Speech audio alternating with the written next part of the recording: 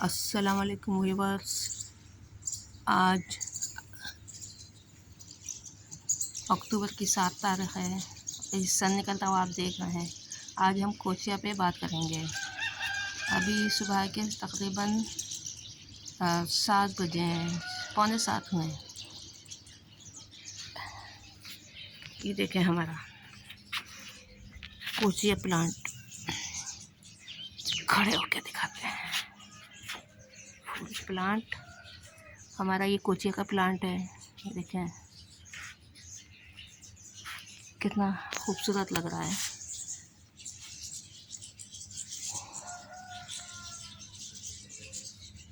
ये बड़ा neglected plant है, यानी कि इसको सिर्फ पानी देना पड़ता है, ना खाद की ज़रूरत होती है बहुत ज़्यादा, और ना ही इसकी केयर करने की ज़रूरत होती है। ये हमारे घर का प्लांट है, मतलब हमने सीड लगाए थे इसका जो मदर प्लांट था वो हम ख़रीद के लेकर आए थे पिछले साल, और उसको हमने उसमें से बीज निकाल के फिर हमने इसको ग्रो किया था। इसके बीज बहुत ज़्यादा होते हैं, और ये एक एनुअल प्लांट है या सीजनल प्लांट है। इसकी एज जो होती है ओनली 10 माह होगी। ये मैंने फेब में यानी फरवरी में इसके बीज सीडलिंग की थी, बीज उगाए थे, और इसमें से बहुत सारे जो है ना बीज डाल दिए थे, और उसमें से बेतहाशा जो पौधे उग गए थे। और फिर उसकी पहले पनीरी उगाई थी, पनीरी में से फिर ये पौधे निकले थे, और जब ये 6-6 इंच के हो गए थे पनीरी इसकी, तो फिर हमने दूसरी जगह यानी गमलों वगैरह में इसको शिफ्ट कर दिया था। अब ये देखें, सिर्फ इसको पानी डालना होता है। पहले इसको जब इसकी पनीरी उगाई थी तो हल्की धूप में रखा था। जब ये लैगिंग इसकी शुरू हो गई थी फिर हमने इसको तेज़ धूप में रखा था और कम पानी दिया था, ताकि इसका जो स्टेम है वो मज़बूत हो जाए और ये खड़ा रहे अपने तने के ऊपर या स्टेम के ऊपर, गिरे ना। ये देखें, स्टेम में जब भी लैगिंग, किसी के पौधे में लैगिंग शुरू होती है, लैगिंग मैं इस तरह दिखाती हूँ मैं आपको। अभी मैंने सीड डाले हैं टमाटर के, तो मैं आपको लैगिंग दिखाती हूँ, लैगिंग होती क्या है। ये देखें,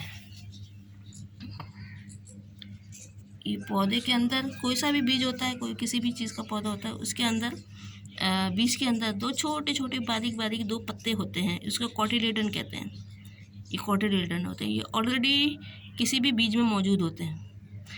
इमली का बीज थोड़ा सा बड़ा होता है, आप उसको जो है ना चीर के या खोल के देखें, 2 कॉटिलेडन होंगे।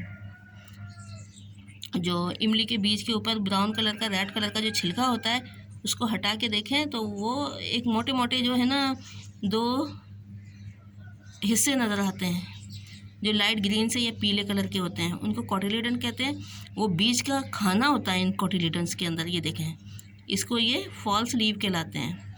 अभी ट्रू लीव नहीं बने ये फॉल्स लीव होते हैं जो बीज के अंदर होते हैं, इनको कॉटिलेडन्स कहते हैं। और इसके अंदर बीज का खाना होता है। जब बीज को पानी मिलता है और एनवायरनमेंट सही मिलती है तो बीज जो उगना शुरू हो जाता है।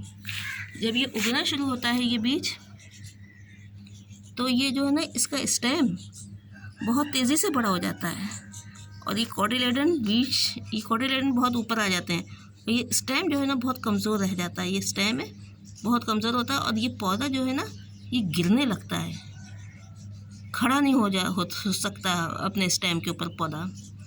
तो इसको कहते हैं लैगिंग होना, यानी पैरों की तरह ऊपर,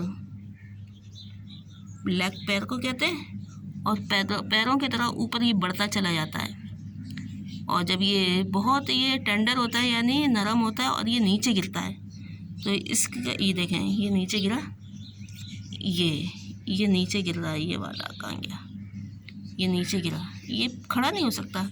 जो ये नीचे गिरा और ये अंदर गया, इसके सॉइल के ऊपर लगा, मट्टी के ऊपर लगा, तो ये जो है ना फिर जो मर जाता है पौधा।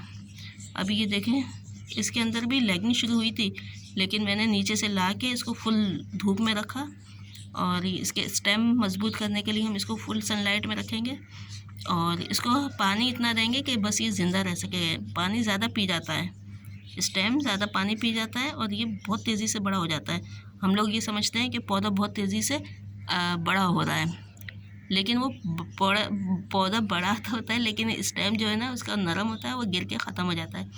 अक्सर पौधों में यही होता है, ख़ास तौर से हरा धनिया में बहुत होगा ये लैगिंग। तो लैगिंग मैंने बताई आपको, ये देखें काफ़ी 1-1 इंच से भी ज़्यादा इसके जो है ना तना या स्टेम ऊपर हो गया है। अभी देखें इसके अंदर कितनी लैगिंग हो रही है, इसके अंदर लैगिंग कि ये खड़ा नहीं हो पा रहा। लेकिन देखें 8-10 मैंने बीज डाले थे इसके, देखते हैं कितने सर्वाइव करते हैं। अब वापस आते हैं अपने टॉपिक की तरफ, कोचिया की तरफ। खाली कोचिया का ही मुझे नहीं बताना होता, मतलब जो इससे रिलेटेड चीज़ें होती हैं वो सब मैं बताने की कोशिश करती हूँ। लैगिंग बीच में आ गई तो लैगिंग मैंने आपको बता दिया। वापस हम कोचिया पर आते हैं। तो ये देखें, ये इसका स्टेम हार्ड करने के लिए हमने इसकी लैगिंग को रोकने के लिए काफ़ी दिन तक हमने इसको धूप में रखा था और पानी कम दिया था। और फिर जो है ना इसको वैसे धूप की और पानी की अच्छी खासी ज़रूरत होती है। ये अपने अंदर जो इसके पत्ते जो होते हैं बहुत बारीक बारीक पत्ते हैं, ये घास है, दरअसल इसको घास कहते हैं, कोचिया ग्रास। और उसका सेकंड नेम है बर्निंग बुश, इसका सेकंड नेम है। बड़ी खूबसूरत घास होती है और ये सीजनल प्लांट होता है, 8 महीने 10 महीने तक चलता है। अब 1 महीने बाद ये डाई होना शुरू हो जाएगा, यानी इसकी मुद्दत पूरी हो जाएगी। इसमें बहुत बारीक बारीक इधर से फूल निकलना शुरू होते हैं, इतने बारीक फूल होते हैं कि है ना चींटी के सर के बराबर। उसकी 4 पत्तियाँ होती हैं, अगर माइक्रोस्कोप में देखा जाए तो उसकी 4 पत्तियाँ होंगी। और उसके अंदर जो है ना फिर जो बीज बनते हैं, बीज भी इस कदर के बारीक होते हैं कि खशखश के 10 हिस्से कर लें आप, इतना बारीक बीज होता है। लेकिन उसको हम कलेक्ट कर लेते हैं इसी तरह से, पत्तियाँ तोड़ तोड़ के उसको हम कलेक्ट कर लेते हैं। खुश्क हो जाते हैं जब ये खुश्क करके, और फिर इसको ना इसके मिट्टी के अंदर पनीरी लगा के, पनीरी जब लगाते हैं तो इसके अंदर किसी किस्म की कोई हम जो है ना फर्टिलाइज़र नहीं डालते हैं। पनीरी में ज़रूरत ही नहीं होती फर्टिलाइज़र डालने की। इसको ओनली हमने सॉइल लिया और उसके अंदर दाने गिरा दिए। और अच्छा, मैंने सिर्फ दाने जो है ना छिड़के थे, उसके ऊपर से मिट्टी की एक लेयर नहीं लगाई थी। बारीक इतने बीज थे कि अंदर ना चले जाएं, मिट्टी को हटा के उग ना सकें, इसलिए सिर्फ मैंने जो है ना इसको स्प्रिंकल कर दिया था बीजों को। और उसके अंदर से जब ये काफ़ी सारे पौधे निकल आए और पनीरी तैयार हो गई, तो मुझसे एक गलती हुई थी। वो गलती में मैं आपको शेयर करूँगी कि मैंने यूरिया डाल दिया 1 चम्मच भर के। इतने बड़े 1 इंच का ऊंचाई का पॉट था, उसके अंदर मैंने ग्रो किए थे। 1 इंच की मैं तो पनीरी लगाई थी। पनीरी से जब जो अगला स्टेप था वो तकरीबन 6 इंच का, हमने इतना बड़ा इतनी ऊंचाई का हमने पॉट लिया था, तकरीबन 6 इंच का। क्योंकि इसकी अब जड़ें जो है ना 6 इंच तक नीचे जानी थी। जितनी नीचे तक जड़ें जानी होती हैं तो उतना ही हम पॉट लेते हैं, ज़्यादा पॉट नहीं लेते हैं, वरना पानी नीचे ठहरेगा और जो है ना रूट रॉटिंग शुरू हो जाएगी। तो इसकी जड़ें ज़्यादा से ज़्यादा अभी इतनी ही होंगी, इतनी ज़्यादा नीचे इसकी जड़ें नहीं हो जाती हैं, जड़ें नहीं ज़्यादा होती हैं इसकी, जैसे दूसरे पेड़ों की होती हैं, जैसे मोतिया की होती हैं और रंगून वाइन की होती हैं, दूसरी जैसे रूट बाउंडिंग होती है, लेकिन इसकी में होती नहीं है आमतौर से। तो फिर मैंने सेकंड सॉइल ली थी, थर्ड सॉइल बल्कि, फिर मैंने उसमें सेकंड और थर्ड में 2 हिस्से जो हैं गोबर की खाद ली थी, और 2 हिस्से नहीं, मैंने ली थी 20% गोबर की खाद ली थी और 80% मैंने सॉइल ली थी। बस वही अभी तक चल रही है, इसके अंदर कोई खाद देने की ज़रूरत नहीं थी। और मैंने इसके अंदर यूरिया खाद डाली थी जब 6-6 इंच के ये पौधे तो सारे पौधे मेरे मर गए थे, सारे पौधे, सिर्फ ये 3 बचे थे, इसको बड़ी मुश्किल से मैं बचा पाई थी। ये देखें, ये कोचिया।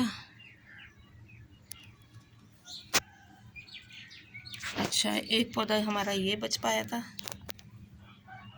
ये दूसरा पौधा है, और एक वो पीछे वाला एक ही पौधा है। पानी की इसको बहुत ज़्यादा ज़रूरत होती है। पानी अगर इसको ना मिले या बहुत ज़्यादा कड़ी धूप में रख देना तो फिर इसका ये अंजाम होता है। ये देखें, नीचे से खुश्क हो जाता है।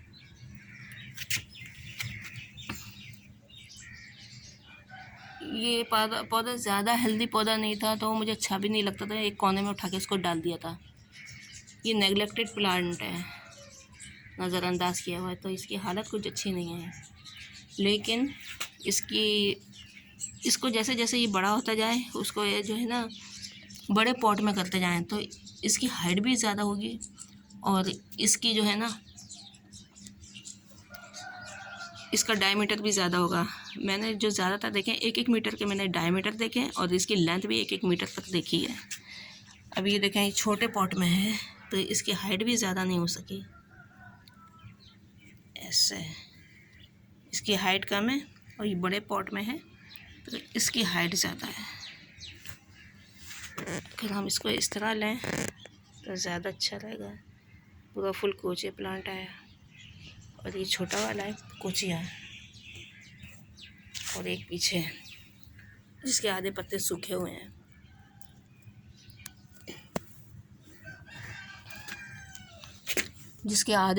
पत्ते इसके सूखे हुए हैं। तो ये है, पानी ना मिले तो इसका ये नीचे से ऐसे पत्ते सूखते हैं। पानी ना मिले तो पत्ते ऐसे नीचे से सूखते हैं। माइक सही तरह मेरा काम नहीं कर रहा है इसलिए मैं बार बार एक लफ्ज़ को बोलना पड़ रहा है। तो इसको सनलाइट भी चाहिए होती है, बहुत ज़्यादा सनलाइट की। इसको तकरीबन 30 से लेके 35 तक इसका सेंटीग्रेड इसको चाहिए होता है। अगर बहुत ज़्यादा जो है ना 40 तक हम ले जाएं और उसको रखा छोड़ दें तो फिर जो है ना इसके अंदर बर्निंग शुरू हो जाती है। इसके पत्ते जो है ना बर्न करना शुरू हो जाते हैं। फर्टिलाइज़र मैंने आपको बता दिया है कि फ़र्टिलाइज़र कितना डालना है। पानी की रिक्वायरमेंट इसको बहुत ज़्यादा होती है जो क्योंकि इसके लीव्स बहुत बारीक होते हैं। ये देखें कितने बारीक बारीक लीव हैं।